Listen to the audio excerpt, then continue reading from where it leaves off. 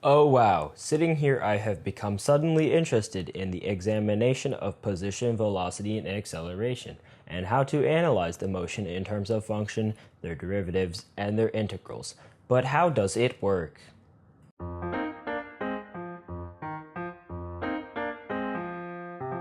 Position, velocity, and acceleration are all related when it comes to an object's motion. As an example of a type of motion, take me for instance, running 100 meters.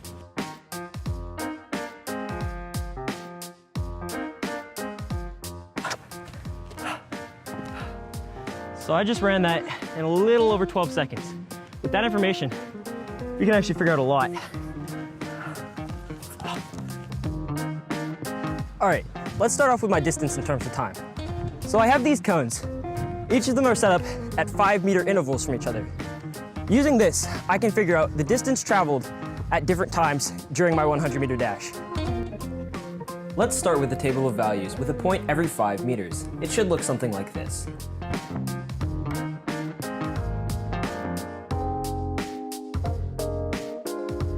I think you get the idea now. There's a lot of points, I crunched the numbers, but here's the math. With all of these points, I can use them to find the best fitting equation for the function of my distance in terms of time. With the function, we can also make a graph. But wait, there's more.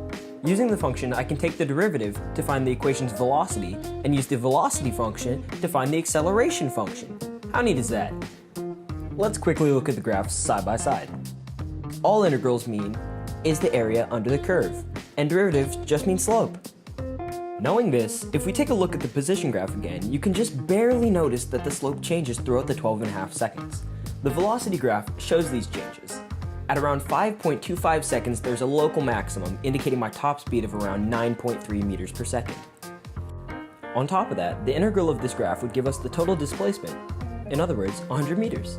Now, just like the position graph, there are changes in slope, just a little more obvious ones. If we take a look at the acceleration graph, which is the derivative of the velocity one, we can actually see that the line goes below zero. Between about 5.25 seconds and 10.1 seconds, I'm actually slowing down. And the integral of the acceleration graph would give you the total change in velocity from my 100-meter dash. With the basics out of the way, let's go ahead and assume a couple of other scenarios.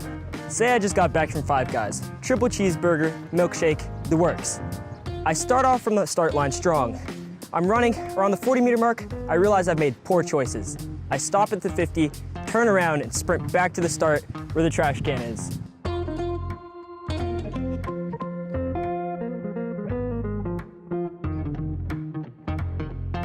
Let's see what this would look like. To complete this, it would take me about 13.9 seconds. Now this is assuming my acceleration and speed would be the same from the first example, going to and from the 50-meter mark, as well as accounting for the rate at which I slow down. But that's a bunch of technical junk. Here are the rough equations of this scenario. Now onto the graphs. As you can see, the position function has very clear slope changes and peaks around 7.25 seconds before the direction changes. In the velocity graph, the curve crosses the x-axis to indicate my change in direction. The relative maximum is my top speed on the way to the 50-meter mark, and the absolute value of the relative minimum would be my max speed on the way back to the start.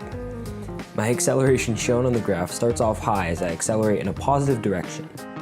The curve then crosses the x-axis to negative as I slow down and accelerate in the negative direction, and proceeds to become positive again as I slow down while traveling in a negative direction. As another example, say I started running down. I come to the 50, I stop because I'm just exhausted after running those first 50 meters, and then I continue on with the rest of the race. My displacement remains constant for a period of time and then continues to increase. Let's look at the velocity graph. The curve rises as I start the 100 meters and then falls again towards zero to indicate where I stop moving.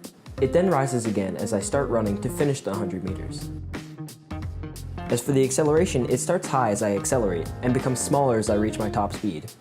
It then crosses to negative as I slow down, but then jumps back up to being positive when I start running again.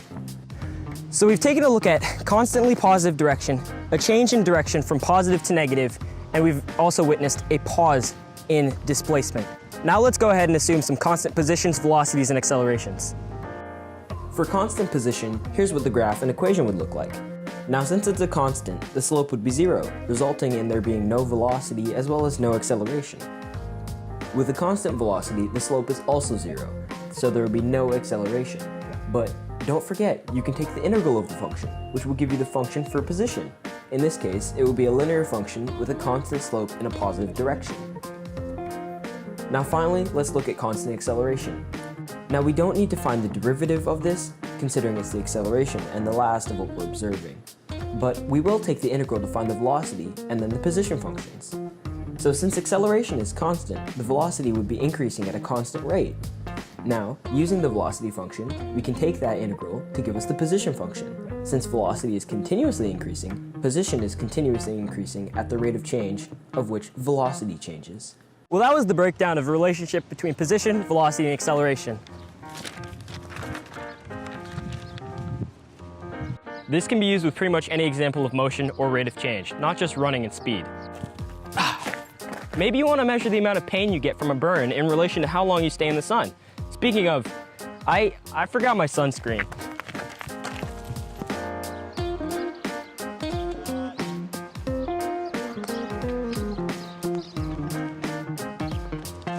Where do you want to go eat?